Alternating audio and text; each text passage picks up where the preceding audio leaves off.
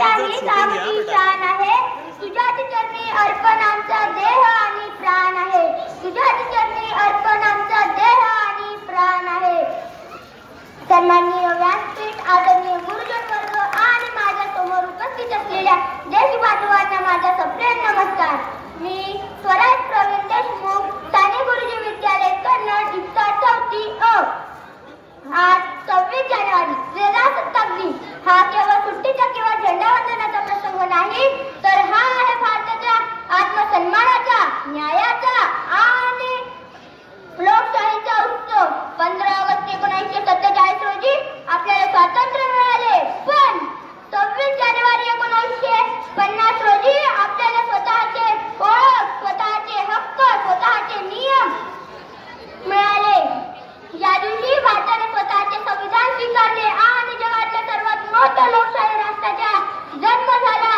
Doctor Babasaheb आंबेडकरांनी भारताच्या संविधानामध्ये सर्व भारतीयांना समान न्याय, स्वातंत्र्य, समता आणि बंधुता या 4 मूल तत्वांचे वरदान दिले आहे.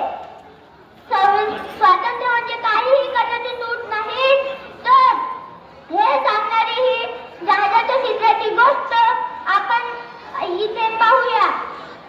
एका मोठ्या जहाजात अनेक प्रवासी प्रवास करत होते. त्यापैकी एका प्रवाशाने आपल्या बसण्याच्या जागी खाली चित्र काढण्यास सुरुवात केली. लोकांनी विचारले, अरे हे काय करतो? तो उद्धटपणे म्हणाला, मी माझ्या जागी काहीही करेल, ते माझे स्वातंत्र्य आहे.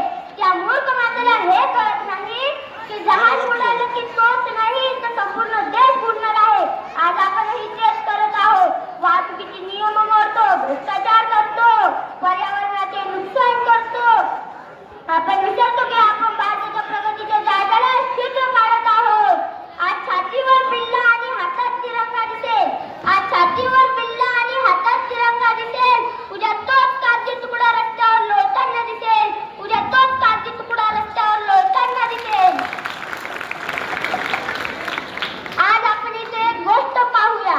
एका मोठ्या जंगलात भीषण आग लागली होती. जंगलाचे सर्व प्राणी स्वतःचा जीव वाचवण्यासाठी पळत होते. सिंह, वाघ, हत्ती यासारखे मोठे प्राणी सुद्धा लांब उभे राहून ती आग पाहत होते. त्या गटात एक छोटीशी चिमणी